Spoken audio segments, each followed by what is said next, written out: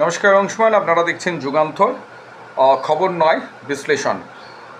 ও বর্তমান যে বিষয়টা একদম জ্বলন্ত সমস্যা আমাদের, যে আমাদের বোনকে আমরা হারিয়েছি, এবং যে দাবি মেন ফোকাস হচ্ছে যে এই যে নৃশংস অপরাধ যেটা সংগঠিত হয়েছে তার পিছনে কারা আছেন, তাদের কী মাথা কী উদ্দেশ্য ছিল।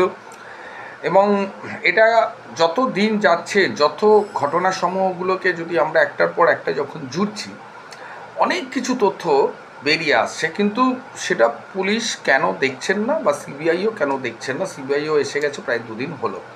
তো সমস্ত বিষয়গুলোকে নিয়ে অ্যানালিটিক্যাল পাওয়ারকে ইউজ করে কোন দিকে ইঙ্গিত দিচ্ছে বিষয়টা, সেই বিষয়টাকে আসবো। তার আগে বলবো, যারা আমার হোয়াটসঅ্যাপ, যারা এখনও পর্যন্ত ইউটিউব যারা এখনও সাবস্ক্রাইব করেননি, তারা সাবস্ক্রাইব করুন।